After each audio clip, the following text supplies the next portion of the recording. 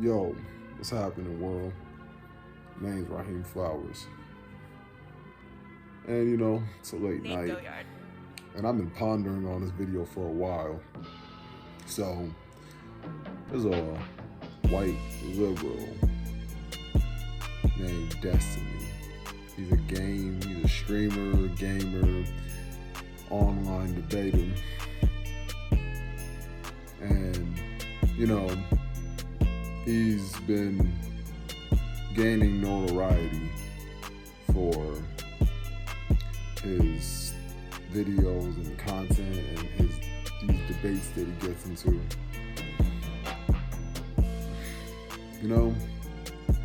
I usually just leave white liberals where they're at these days, but when he decided to say that he was going DEFCON 5 on all black people, when he had his issues with the Sane the Center guy, Marquette Devon Burton, I'm like, alright, this is what happens when you allow these white liberals these pale skin liberals to get way too comfortable saying the slick shit that they say. I guess he thinks because he has ABBA on his platform, or he had that Canadian black chick on his stream, and you have all these other dudes who will occasionally go into your circle that happen to be melanated, makes it okay for you to say all the little slick shit that you'll say. I even think about when them dudes in the Manosphere got into a debate. His name was Bernard Riley. I saw the whole debate all the way through, the beginning, middle, and end, with Bernard Riley, and then Angryman showed up at the tail end. I'm gonna get to Angryman, but first, I'm thinking about how Bernard Riley was piggybacking off of something that Myron Gaines has said within his overall premise when it comes to the dynamics or intersexual dynamics of men and women. And I think to myself, if a nigga like Zestiny can make you seemingly stumble, that's a problem. This is a dude who lets his wife get ran through. Him and Adam 22, Anarchy 22, No Jumper, are cut from the same cloth. They're pretty much the same ilk, because both their wives get ran through by other dudes that would probably be on Bang Bros and X Video and RedTube, etc. And he'll make this joke to be ironic about him being addressed as a cuckold as they call him. And I think to myself how Adam would talk about these things, whether it's on DJ Vlad, whether it's on his own damn platform, because he's Vlad's disciple. Anywho, when I was listening to Bernard Riley and I was listening to Destiny Steven speak, I think to myself, dude, listen, brother, piggybacking off of a dude like Myron is not going to do you any good. This dude is a blatant hypocrite that the Muslim community disowns. Like, if you've read paragraphs and texts and passages of the things that the Muslim community got to say about this dude, you would die laughing. They chew this man up on Reddit, especially the Muslim community. They chew this motherfucker up so bad. They shred him into pieces. And I'm like, damn, I almost feel bad for you, Amudu Fuddle. Now, how could you expect to have a dutiful wife when you're advising dudes to practice Zina, which is like I said before, you're telling them to have premarital sex with a bunch of thots that are on Instagram, that have Snapchat premiums, or have all these little thotty stories on their Facebook. You let them share their thought stories like Superhead, like Kareem Steffens on your platform. You allow them to drink on your platform. And Bernard Riley, that's the dude you want to piggyback off of?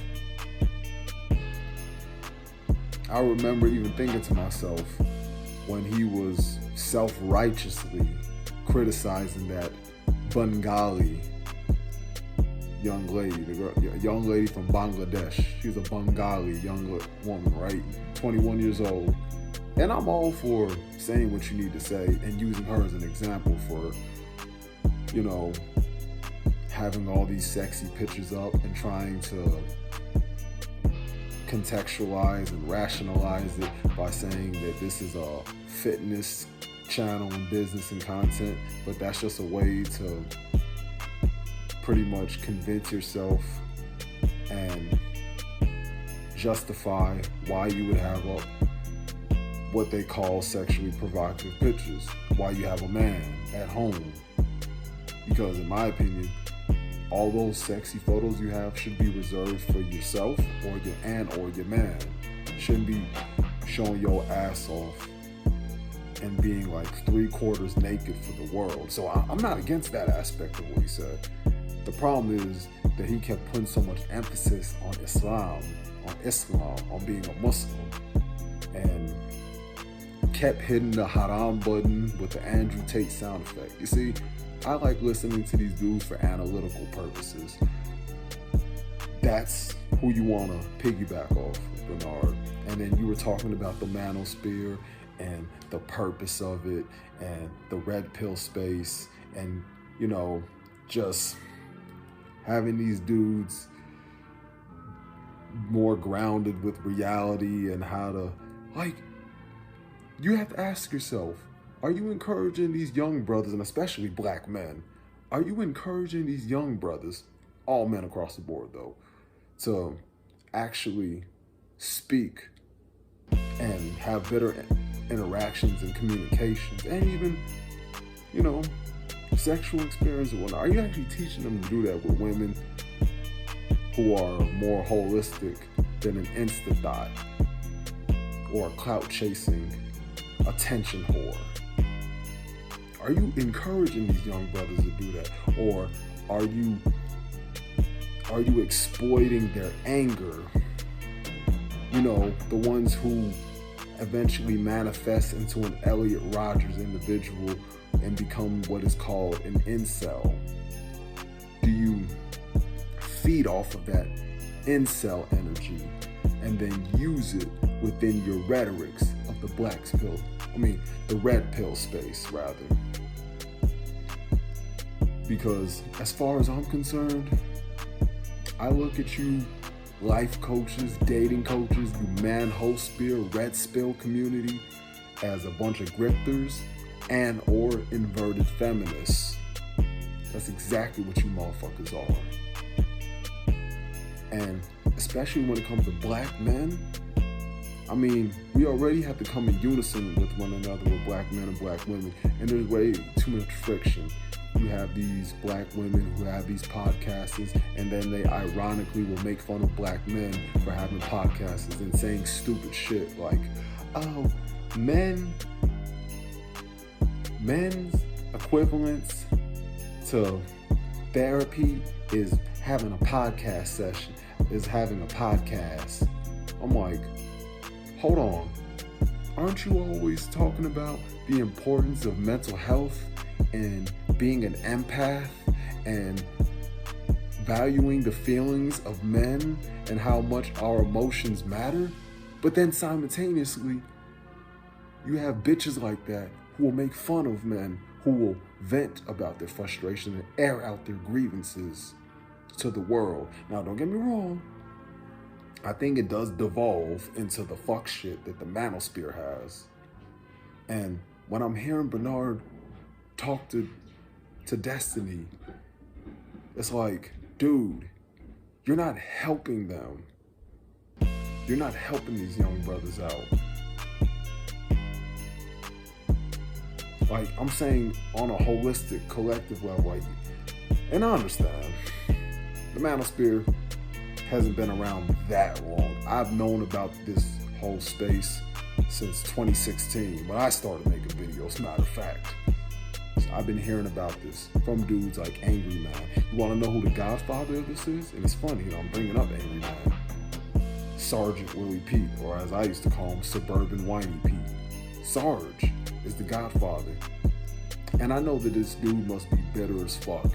Hearing y'all prosper, hearing Fresh and Fit prosper, hearing Bernard Riley prosper, hearing O'Shea Duke Jackson prosper, hearing Angryman, who was somebody who was more or less like his nemesis or somebody he didn't fuck with, seeing him prosper.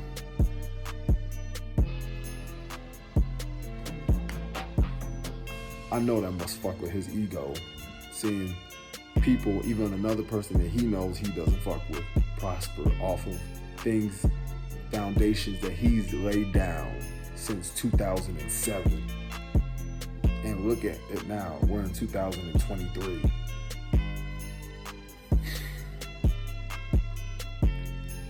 You say that the Manosphere is to help men understand women more, Bernard. You say that, and not just you, I'm just using you as a frame of reference. You say that you really are trying to unionize the relationship between men and women. But all I see is dudes who will, you're like a dream eater. You're a dream eater to these young brothers. You extract all their energy and time, and then instead of doing something to better themselves, because you know, you guys love to put emphasis on self-improvement and being the best version of yourself, but you know what it all just delineates to? You want to know what it all boils down to and what you describe it to be? Let me go and impress this bitch that I just want to fuck. And on some longevity stuff, I know I'm not gonna wife her up.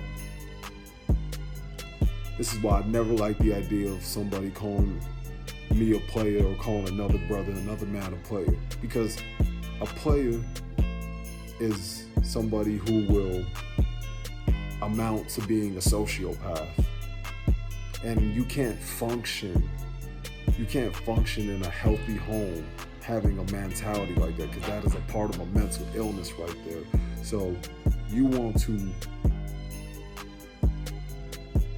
fester up people who listen to your message, these young men, these young brothers, these young black men, to listen to your message. That's hilarious to me. It gives credences to this pale skin liberal who said that he'll go DEFCON 5 on all black people when you do stupid shit like that. And when I heard Zestiny go on this debate with Angryman, and you had black women in the comment section cheering him on.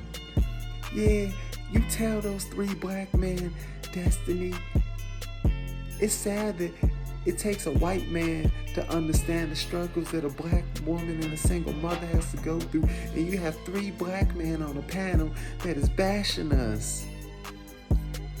Man, y'all just love your white zaddy that damn much, even though, you know, he's a part of the Bucci gang, because, you know, by his own admission, Stephen goes both ways. But, you know, I know how much you sisters love the LDBZ community, and I know how much you have a lot of vitriol for black men, heterosexual black men. And I ain't talking about the ones who worship the ground that you stand on and kiss your ass and pedestalize and deify you like some sort of goddess. Hello, Kali Ma. I'm talking about the fact that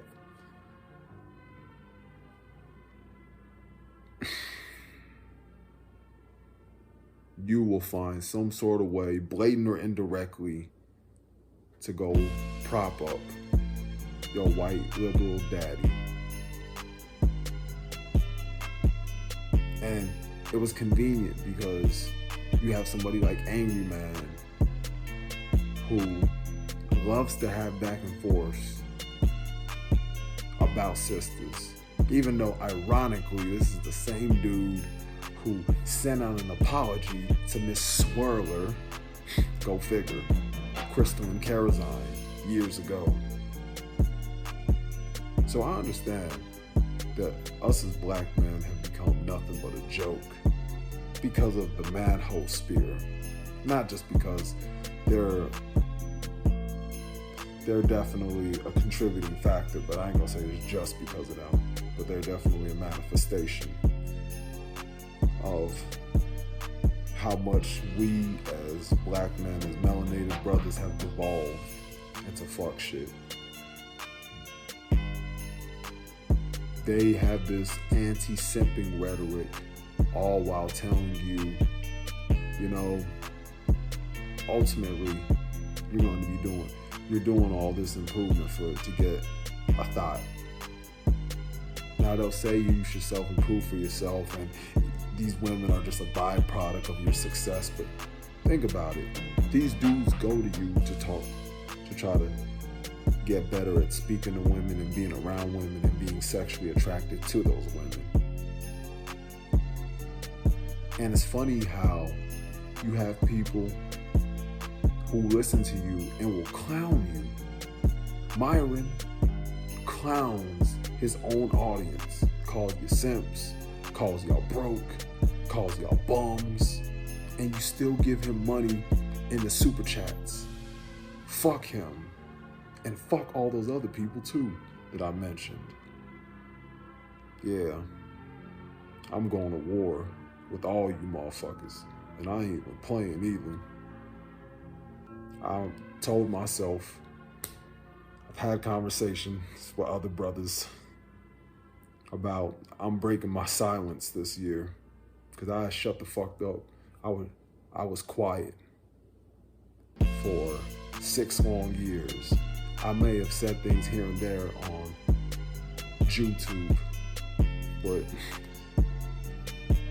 the type of energy that I used to have when I was younger is finally back. Took me going through a lot of trials and tribulations, and that's what builds a man.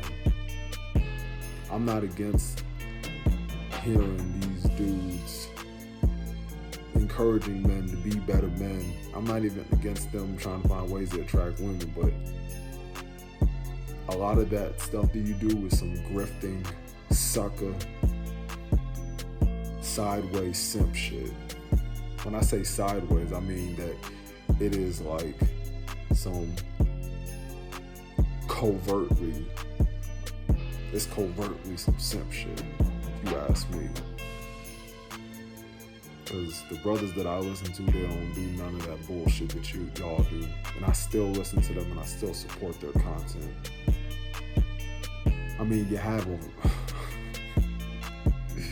when you have a vermin who is notorious for simping, I'm talking about Livingston Island, DJ Academics, Radademics on your damn platform, trying to give game, but this fucking gerbil, this Theodore Alvin and the Chickmunk looking ass motherfucker has been caught simping on multiple occasions, on multiple different women at that. So, and even if he doesn't claim to be Manosphere, he's still within those spaces, so he's still guilty by association. I can claim that I'm not a vice lord in Chicago. I could claim that I'm not a GD, or I'm not a BD, or I'm not a four-corner hustler, but if all you see me with is a bunch of gangbangers, what you gonna think? Exactly. Guilty by association. If you see me around an abundant amount of them, yeah, you're gonna think that I'm one of those gangs.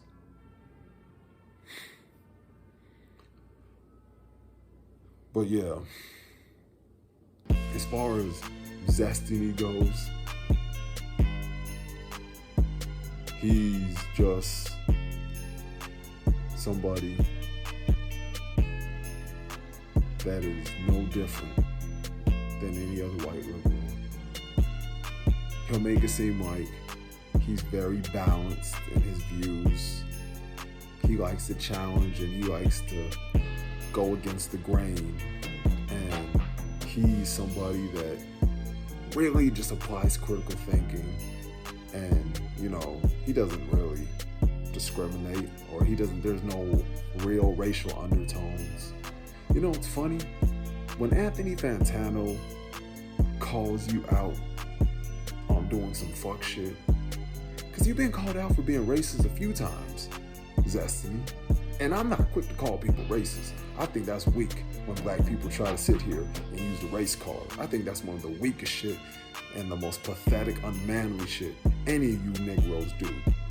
But in the proper context, where you've been caught on audio saying a little slick shit about black people, even at the end of your panel after you got done talking to Bernard Riley and the Angryman, you were saying stuff like, oh well, it's like trying to come at a retarded elementary school student, and there's so many things I could say about black people, but if I do it, then I'm gonna be targeted as a racist such as that. That goes to show you that you still subconsciously, or pretty consciously actually, have these racist notions in your mind.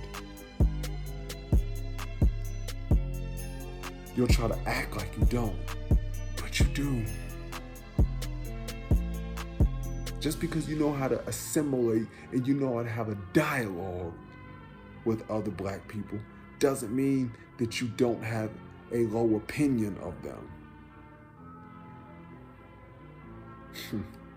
But, hey man, the freaks come out at night. The freaks come out at night.